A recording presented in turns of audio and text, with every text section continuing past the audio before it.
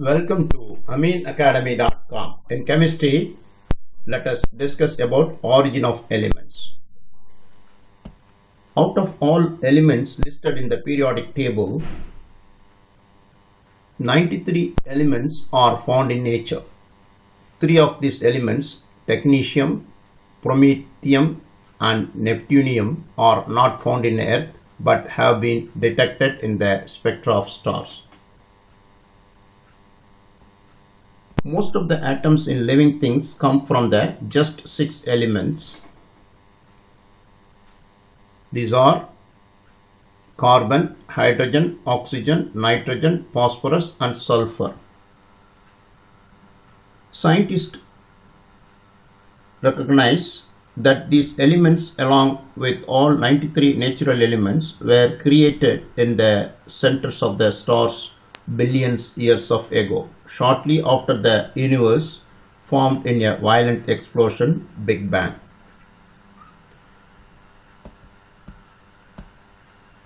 Hydrogen and helium formed after the Big Bang. Much of the evidence about the universe origin points towards a single event, an explosion of unbelievable violence, before which all matters in the universe could fit on a pinhead, very short pinhead. This event is known as the Big Bang. Most scientists currently accepted this model about the universe's beginnings is true. Right after the Big Bang, temperature were so high that matter could not exist. That means very high temperature while Big Bang started, there is no chance to exist the matter. Only energy can exist. As the universe expanded, it cooled and some of the energy was converted into matter in the form of electrons, protons and neutrons. As the universe continued to cool, these particles started to join and formed hydrogen and helium atoms. Over time, that is after huge clouds of hydrogen accumulated because of temperature is gradually reducing. So huge clouds of hydrogen accumulated. Gravity pulled these clouds of hydrogen closer and closer. As the clouds grew more dense, pressure and temperatures at the centers of the hydrogen clouds increased and stars were born. In the centers of stars, nuclear reaction took place. The simplest nuclear reaction is shown here.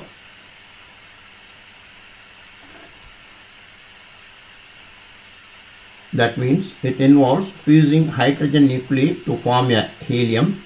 Even now, this same nuclear reaction are the source of energy that we see as the star's light and we feel warmth from the sun. These are by fusion reaction. Here, let us discuss some fusion reaction here. Here, helium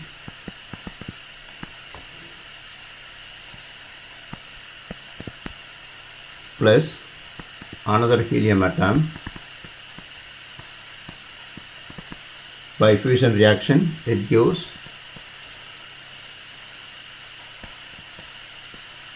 beryllium atom plus gamma rays. Further, helium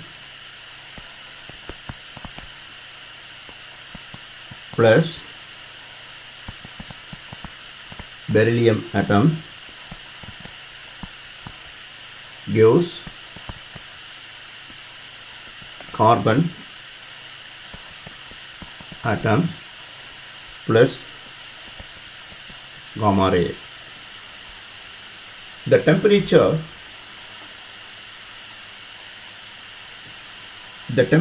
in stars get high enough to fuse helium nuclei with one another. As helium nuclei fuse elements of still higher atomic numbers, Then it illustrates here. Two helium nuclei fuse to form a beryllium nucleus and gamma radiation is released. The beryllium nucleus can then fuse with another helium nuclei, can form atoms of massive another helium nucleus to form a carbon nucleus. Such repeated fusion reaction can form atoms as massive as iron and nickel. Very massive stars whose masses are more than 100 times of our mass of our sun, are the source of heavier elements. When such stars has converted almost all of its core hydrogen and helium into the heavier elements up to iron, the star collapses and then blows apart in an explosion called supernova. All of the elements heavier than iron on the periodic table are formed in this explosion. The star's content shoot out into space where they can become part of newly forming star system. Here, this continuous fusion reaction gives energy to us.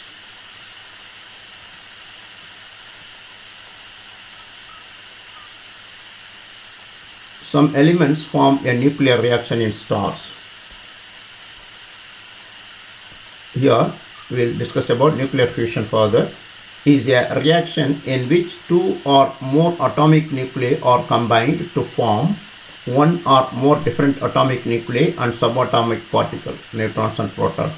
Like this reaction continues, so it's called chain reaction by nuclear fission. Although nuclei do not change into different elements in ordinary chemical reaction, transmutations can happen. Next, we will discuss about transmutation. Here,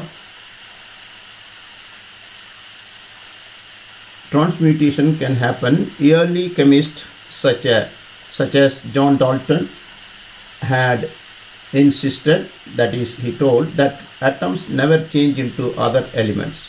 So when scientists first encountered transmutation in 1910 onward, their results were not always believed. That means the early age chemist tried to make gold from other atoms, but they failed. This transmutation cannot be done by chemical reaction in our situation, so it is happening in universe. While studying the passage of high-speed alpha particles, that is helium nuclei, through water vapor in a cloud chamber, Ernest Rutherford observed some long, thin particle tracks. These tracks matched the ones caused by protons in experiments performed earlier by the scientist. Now, we will discuss about synthetic elements. The discovery that transmutation had happened started a flood of research. Soon after, Hawkins and Blackett had observed a nitrogen atoms forming oxygen. Other transmutation reactions were discovered by bombarding various elements with alpha particles. That means, we already discussed, transmutation cannot be done by our hand. It is naturally happen by fusion reactions. All of the transuranium elements are those with more than 92 protons in their nuclei or synthetic elements. To make them, one must use special equipment called particle accelerator, that is cyclotron. By using cyclotron, we can produce synthetic elements.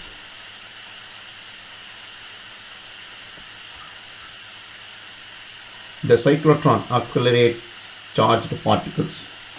Many of the first synthetic elements were made with the help of a cyclotron, a particle accelerator invented in 1930 by the American scientist E.O. Lawrence. In a cyclotron, charged particles are given one pulse of energy after one another. speeding them to very high energies. The particles then collide and fuse with atomic nuclei to produce synthetic elements that have much higher atomic numbers than naturally occurring elements do. However, there is a limit to the energies that can be reached with a cyclotron, and therefore a limit of the synthetic elements that can make. Next, synchrotron is used to create super heavy elements. As a particle reaches a speed of about 1/10 of speed of the light, that is nearly 3 lakhs km per second, it gains enough energy such that the relation between energy and mass becomes an obstacle to any further acceleration. That means the energy becomes mass. Energy and mass becomes an obstacle to any further acceleration. That means by using Einstein's equation, the famous equation E equal to mc square, where E is the energy, m is the mass, and c is the speed of light. According to the equation E equal to mc square, the increase in the particle's energy also means the increase in mass. If energy increases, the mass is increasing. This makes the particles accelerate more slowly, so because its mass increases slowly, so that it arrives too late for the next pulse of energy from the cyclotron, which is needed to make the particle go faster. The solution was found with the synchrotron. That means synchrotron makes some solution to form a synthetic element. That is, a solution was found with the synchrotron, a particle accelerator that times the pulse to match the acceleration of the particles. A synchrotron can accelerate only a few types of particles, but these particles it can accelerate reach enormous energies. Synchrotrons are now used in many areas of basic research, including exploration into the foundation of matter itself. Now, super heavy elements, that is, an element whose atomic number is greater than 106, is produced by using cyclotron and synchrotron, is called super heavy elements.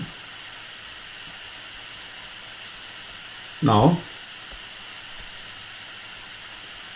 once the particles have been accelerated, they are made to collide with one another. The sum of the super heavy elements created with such collisions.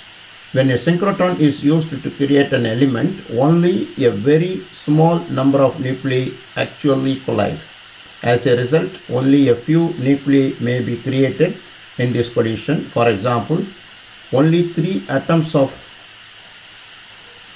meitnerium were detected in the first attempt, which is a super heavy element, and these atoms lasted only for 0.0034 seconds. Very fraction of seconds it's alive. Now further details we'll explain in future videos. We have done. Please subscribe our YouTube channel.